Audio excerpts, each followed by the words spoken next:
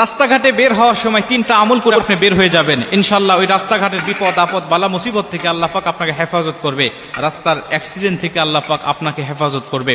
আপনি বের হওয়ার সময় আমলটা করবেন, আপনার সন্তানদেরকে বের করা দেওয়ার সময়ও আপনি এই আমলগুলো করাইয়া তারপরে বের করে দিবেন। কারণ আজকে আমাদের সমাজে আমাদের রাস্তাঘাটে দেখা যায় এতটাই অ্যাক্সিডেন্টটা বেড়ে গিয়েছে, রাস্তাঘাটে আপনি নিজে সচেতন হয়ে চললেও দেখা যাচ্ছে যে আপনি অ্যাক্সিডেন্ট হতে পারেন যে কোনো মুহূর্তে, অন্য গাড়ি বা অন্য কেউ আপনাকে অ্যাক্সিডেন্ট করে দিতে পারে।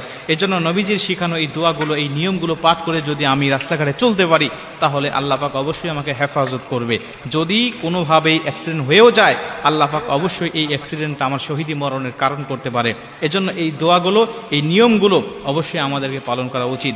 প্রথম কথা হলো, যদি আপনি দূরবর্তী কোনো সফরে রওনা হন, যেটা আপনি সফরের জন্য রওনা হয়েছেন, কসরের অন্তর্ভুক্ত আপনি হয়ে গিয়েছেন, এমন যদি সফর হয়ে থাকে 15 দিনের জন্য আপনি 48 মাইলের অধিক আপনি অতিক্রম করবেন, এমন যদি সফর হয়ে থাকে, প্রথম আমল হলো আপনি বের হয়ে যাওয়ার সময় 2 রাকাত নামাজ আদায় করে, নফল নামাজ আদায় করে বের হয়ে যাবেন। নবীজি বলছে এই 2 রাকাত নামাজ আদায় করে যদি কোনো মানুষ সফরে বের হয়ে যায়, আল্লাহ রাব্বুল আলামিন এই নামাজের বদলতে ওই ব্যক্তির জিম্মা নিয়ে নেন, ওই ব্যক্তির জিম্মাদারি নিয়ে নেন, রাস্তাঘাটের বিপদ আপদ বালা মুসিবত থেকে আল্লাহ পাক তাকে সম্পূর্ণ হেফাজত করে।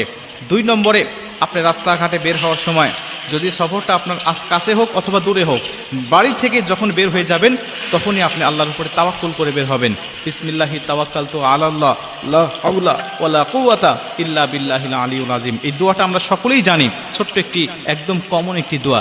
বিসমিল্লাহি তাওয়াক্কালতু আলাল্লাহ লা হাওলা ওয়ালা কুওয়াতা ইল্লা বিল্লাহ। আমি আল্লাহর নামে বের হচ্ছি, আল্লাহর নামে তাওয়াক্কুল করে আমি আল্লাহর উপরে সুপর্দ করে আমি বের হয়ে যাচ্ছি।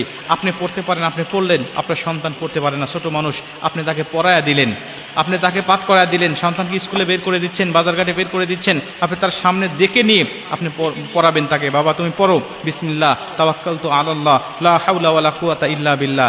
আল্লাহ পাক স্বয়ং নিজে আপনার সন্তানের জিম্মাদারি নিয়ে নেবেন, আল্লাহ পাক স্বয়ং নিজে তাকে সমস্ত বিপদ অনিষ্টতা থেকে আল্লাহ পাক তাকে হেফাজত করবে। এর জন্য এই দোয়াটা পাঠ করতে আমরা কখনোই ভুলবো না।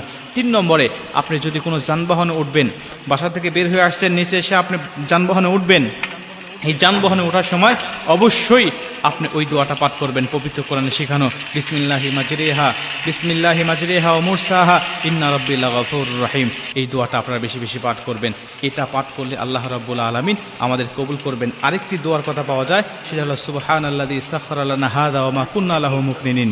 সুবহানাল্লাযী সাখখারা লানা হাযা ওয়া মা কুন্না লাহু মুকরিনিন। আপনি যখন কোনো যানবাহনে উঠবেন, এই আয়াতের অর্থটা হলো, হে আল্লাহ, আপনি যে যানবাহনটা উঠতে চাচ্ছি বা যে যানবাহনটা আমি চড়বো এখন, এই যানবাহন আমার অন্তর্ভুক্ত বা আমার আয়ত্তে নিয়ে আসার ক্ষমতা আমার ছিল না, তুমি আমার এটা